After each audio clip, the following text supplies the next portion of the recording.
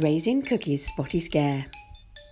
Raisin Cookie is a bit misshapen and was thrown out of the batch before he was properly cooled. He consequently spends much of his time in a spin, trying to sort out his uneven form in the big wide world of perfectly shaped cookies. He lives in Butterville Town, close to all other bakery confections. Raisin Cookie spends too much time worrying about himself, thinking he may have some nasty ailment, and last Saturday was no different. On account of his numerous uneven spots, Raisin Cookie decided it was high time he made another doctor's appointment. In this day and age of UV awareness, Raisin was keen to keep a close eye on all his skin adhesions.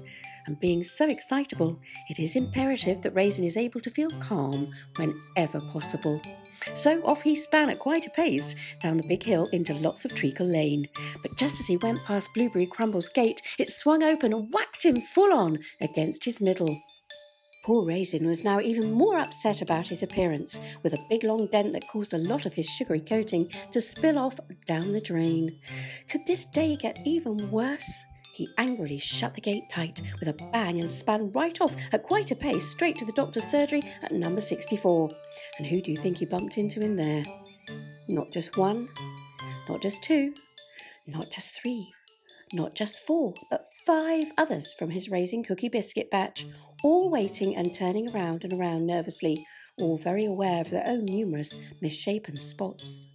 Raisin Cookie felt a little bit embarrassed, to be honest, suddenly realising that despite having a relatively hot summer, neither he nor his batch of friends looked any different from the day they were all baked and set out for their own places in the big wide world. So Raisin Cookie rolled around towards the door and left as swiftly as he had arrived, then headed home via the park for some fresh air. While swirling around under the big trees, he did decide, however, to keep a watchful eye on his crumbly texture and tendency to become soggy in humid weather. Despite his approach to his new appearance, Raisin Cookie will always be in a spin about himself. How he manages to cope better with his situation is a bit of a flaky story for another day.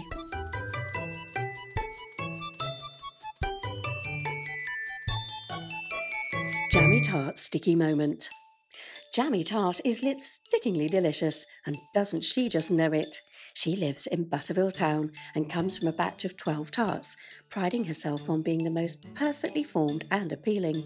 With a good eye for a tasty partner, she always likes to ensure she's looking her best at all times. Jammy Tart is and always will be prone to admiration. With her curvaceous body and cutely heeled ankles, she most certainly begs to attract attention. Last Tuesday was no exception. As usual, Jammy Tart spent just over 2 hours adjusting her best polka dot outfit to achieve perfection. And with a carefully placed sticky finger, she applied her creamy red blusher in just the right places. For somebody as sweet as Jammy, being gorgeous has always been of great importance. One slip of lipstick could cause huge embarrassment if found dribbling down her neatly gathered skirt. After closing her gleaming red front door, Jammy Tart teetered down Toffeelicious Avenue, wearing her newest red leather high-heeled shoes.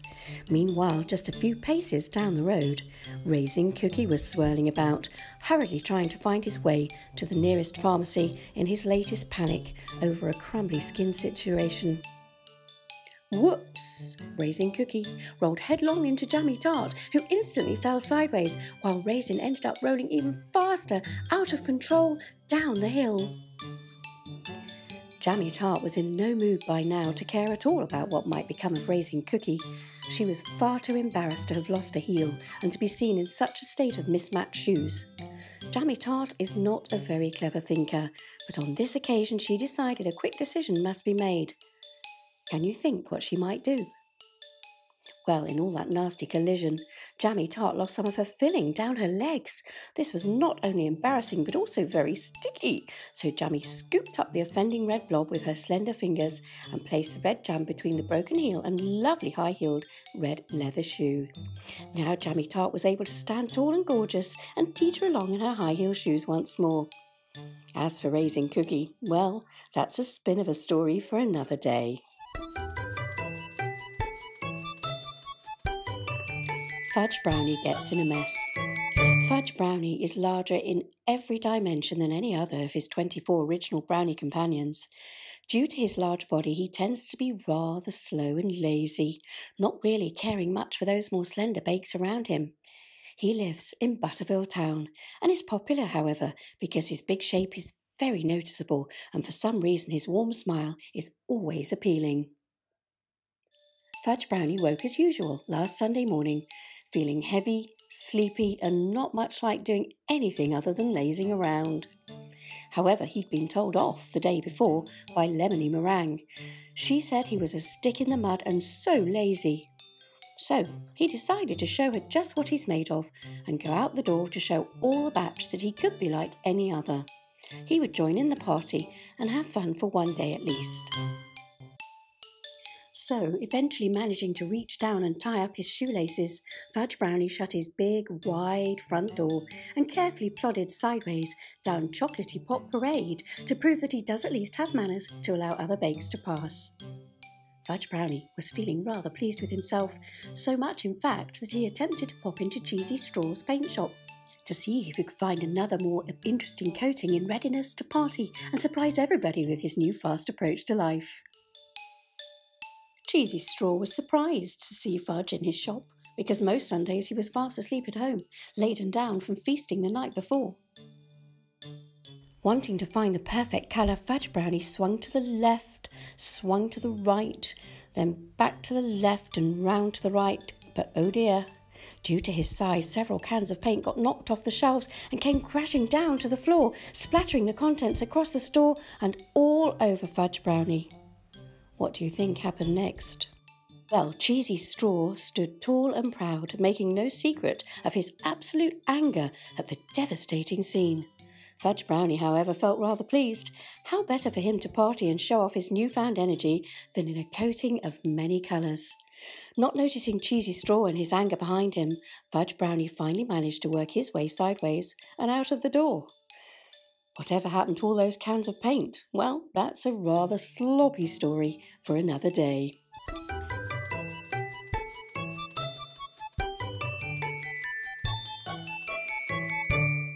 Lomony Moringue's Frothy Disaster. Lomony Moringue lives in Butterville Town and can only be described as stuck up and snooty. She likes to think she has the heads up on everything, feeling high and mighty. Lomony Moringue is an individual and likes to remain that way. Her daily routine always includes a perfect hairstyle and perfectly pressed skirt and blouse. Lomony Moringue woke up last Monday feeling no different from any other day, just as superior and equally haughty. Lomony felt it her given right to be more important than her confection compatriots, because after all, her hairstyle was indeed to die for, and well she knew it. Lomony dressed in her best yellow skirt and crisp white blouse, as on every other day. Then she proceeded without haste to add her fine pearl earrings before admiring herself at every angle in the mirror. Feeling especially top-notch, Lomony sped out of her 3-story house and into Marshy Mallow Mews, in a hurry to make her appointment at Le Spécialité Tarte Salon. On arrival as usual, Lomony Moringue was instantly assisted by at least a dozen staff and was helped into her seat for a personal consultation with Christophe Croissant. Now, Christophe was a stylish sort and originated from France alongside many of his triangular apprentices, and he was quick to mention to Lomony Moringue that following a 2-week course in Gay Paris, he was now even more qualified to style a particularly delectable peak. Feeling even more superior at his suggestion, Lomony Moringue decided to throw caution to the wind and agreed to let Christophe Croissant be as creative as his buttery fingers would allow. What do you think happened next?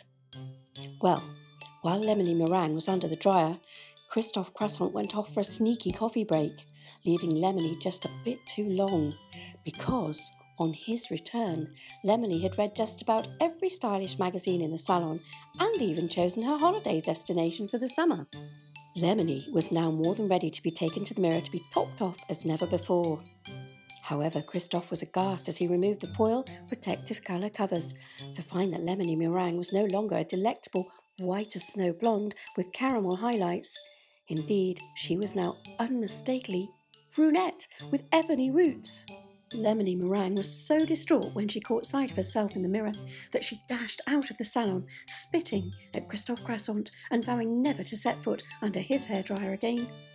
How Lemony Meringue returned to her perfectly stacked hairstyle is a rather tall story for another day.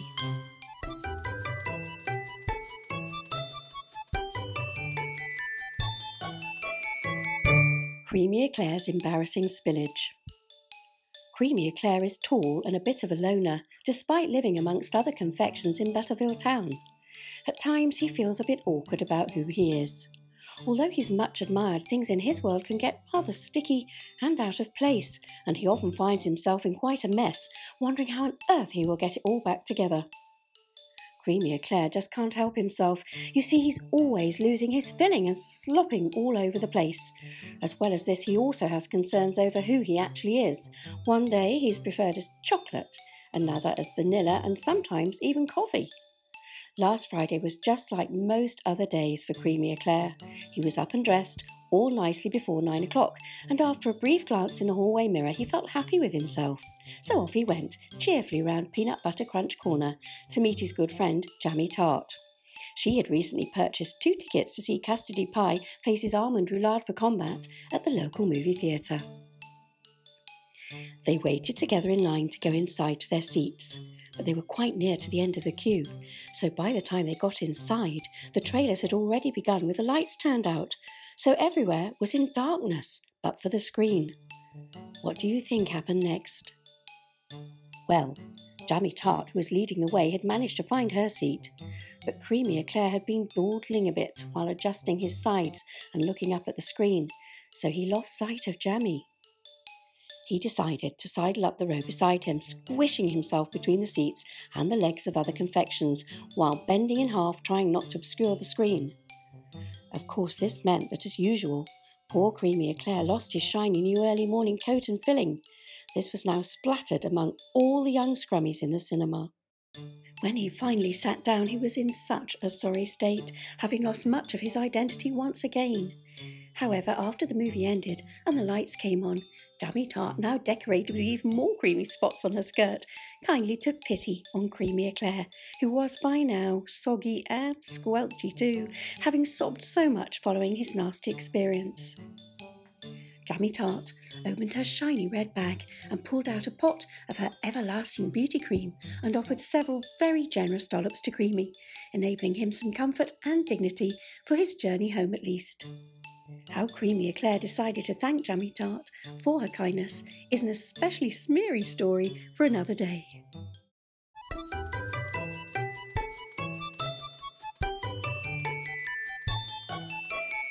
Cupcake tops the parade. Cupcake is one of 6, but was hand-selected early on as the most delicious of the bake. Cupcake lives in Butterville Town and is daring, adventurous, and likes to throw caution to the wind. She is always ready to tease and then run away, always loving a chase. Cupcake has proven herself to be very popular.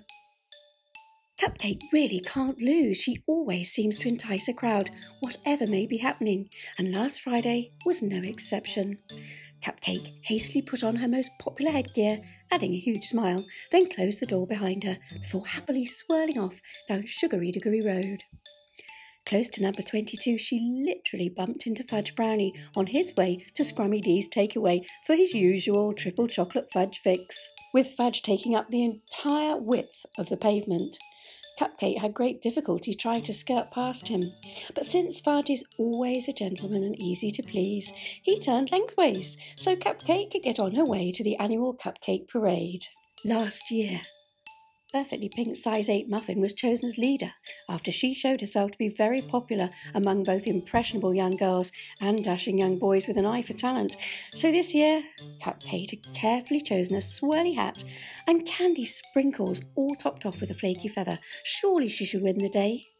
Do you think Cupcake will win the day? Well, Cupcake stood in line with her competitors, but feeling a bit nervous, she began to fiddle with her flaky feather. Oh dear. Just at that moment the wind began to blow, and in just one quick gust the flaky feather had blown away, and perfectly placed sprinkles scattered themselves all down Cupcake's perfectly formed outfit.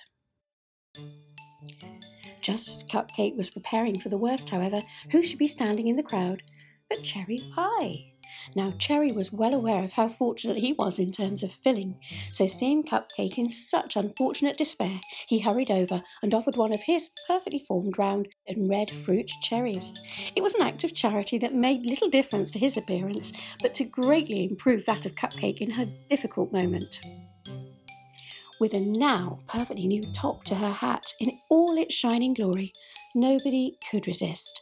And so it was that Cupcake was finally chosen as leader of the parade. She turned around to say a big thank you to Cherry Pie, but could see him nowhere. He was gone. Who knows where he had gone and why? Well, that's a bit of a crumbly story for another day.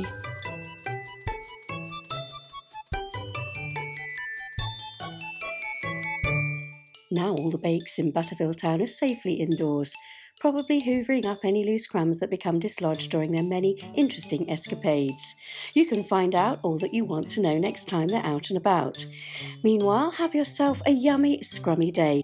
And don't forget to check out all your favourite characters and more on theyummyscrummies.com and get your copy now in paperback on amazon.com.